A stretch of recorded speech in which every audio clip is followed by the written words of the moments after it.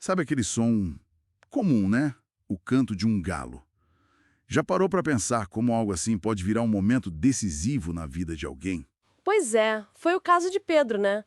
Um momento bem intenso. Exatamente. E é sobre isso que a gente vai conversar hoje, mergulhando um pouco mais fundo no que vimos lá em Marcos capítulo 14, verso 72. A negação, o choro e o que veio depois. Isso, aquele devocional que fizemos no Ministério Jesus Diário trouxe essa reflexão, né? Como a falha do Pedro, mesmo depois do aviso de Jesus, não foi tipo o ponto final. Não mesmo. Foi quase um ponto de virada, né? Sim, um catalisador para uma mudança bem profunda. Então, bora lá. A ideia é tirar daqui umas lições importantes, sabe? Sobre o perigo de confiar demais na gente mesmo, o poder da palavra de Deus na hora certa, Hum, o valor daquele arrependimento que vem da alma e, claro, essa graça de Deus que restaura quando a gente menos espera. Começando então por aquele momento crítico, lá em Marcos 14, 72. O contraste é doloroso. muito. Porque Pedro tinha acabado de prometer: vou contigo até o fim, até a morte. E poucas horas depois. 3 vezes ele diz, não conheço esse homem. É forte. E aí o galo canta pela segunda vez. É o sinal. Mas o que realmente parece que pega ele, o que a análise que a gente viu sugere, não é só o barulho do bicho, né? Não, é a lembrança. Aquela frase exata de Jesus voltando da mente dele. Antes que o galo cante 2 vezes, você vai me negar 3 vezes. Pum, a palavra certa. É a palavra que acerta em cheio. E aí vem o choro. E aqui tem um ponto bem interessante que o material destaca. Que tipo de choro foi esse? Hum? A sugestão é que não foram lágrimas só de remorso de culpa, que destrói, sabe? Tipo, talvez como as de Judas, que levaram ao desespero. Entendi. Foi diferente. É. Parece que foram lágrimas de metanoia, daquele arrependimento que muda a mente, sabe? Um quebrantamento que, olha que coisa, abre a porta para a redenção. Uma dor que impulsiona de volta para Deus. Isso muda tudo. E daí a análise tira uns princípios bem fundamentais, né? Sim, alguns pontos-chave.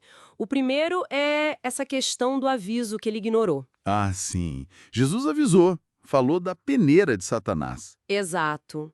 Mas Pedro, talvez por não sacar a profundidade da luta espiritual ali, confiou nele mesmo, na própria força de vontade. Aquela autoconfiança que às vezes derruba a gente, né? Uma armadilha clássica. É, e o material explora isso não só como orgulho puro, mas talvez como uma falta de entendimento do que Jesus estava prevendo. Faz sentido. E o segundo princípio? O poder da palavra que cura. O que fez a ficha cair não foi uma acusação qualquer, foi lembrar das palavras de Jesus. Uhum. Aquela frase específica. Isso. E a ideia é que o Espírito Santo muitas vezes age assim, trazendo a palavra de Cristo para nossa mente, para confrontar com amor e começar a cura. Não é uma culpa vaga. É uma verdade que alcança. Legal isso. E o arrependimento em si? Como é que ele é visto? Como algo precioso. Pedro chora amargamente, diz o texto, mas essa amargura, essa dor é acolhida por Deus. Lembra o Salmo 51, né? Aquele coração quebrantado e contrito não desprezarás, ó Deus. A humildade atrai a graça. Exatamente. O que nos leva direto para o quarto ponto. O chamado não foi cancelado. Mesmo depois de uma queda feia daquelas. Mesmo assim, Jesus não desistiu de Pedro. O chamado original continuava de pé. A gente vê isso claramente depois, né, naquela conversa na praia em João 21. Ah, o Pedro, você me ama? 3 vezes. Isso. Jesus confronta com amor, perdoa e reafirma a missão: cuida das minhas ovelhas. O fracasso não anulou o propósito, o arrependimento abriu o caminho para renovar tudo. Nossa, e como a gente traz isso para nossa vida então? O material dá umas dicas práticas, né? Dá sim. Primeiro, a importância de não fugir da dor quando a gente erra. É tentador se esconder pela vergonha, né? Sim, super. Mas a ideia é deixar essa dor levar a gente para perto de Deus, que é onde está a restauração, não para longe. Encarar de frente, buscando a Deus. E a restauração vem como? Pela palavra. Olha que interessante. A mesma palavra que mostra o erro é a que traz a graça para curar. Tipo, A palavra que confronta é a mesma que consola. Exato.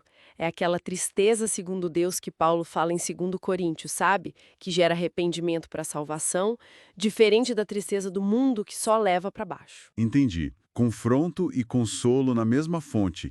E acho que a maior lição prática talvez seja sobre recomeços, né? Com certeza. O passado não precisa ser uma sentença. A gente vê isso com Pedro.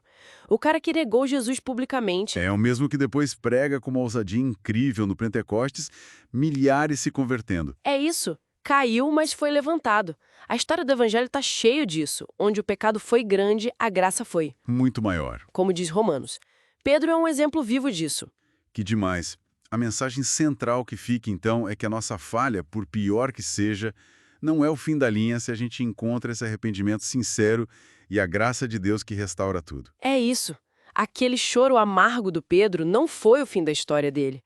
Foi só o começo de um ministério mais maduro, mais humilde e, por isso mesmo, talvez, mais poderoso. Isso deixa a gente com aquela reflexão final, né? Aquela ideia de que não é o galo que define a sua história. Boa. É a palavra que você lembra quando ele canta. Fortes. Fica a pergunta, então. Que palavra, que verdade de Deus pode dar um novo significado para uma falha nossa? Transformar o que parecia um fim num recomeço inesperado. Uma ótima pergunta para a gente levar. E para quem quiser continuar essa reflexão e explorar mais esse tema que a gente conversou hoje, que veio lá do nosso devocional, Isso mesmo. O convite está feito. É só acessar o jesusdiario.com.br.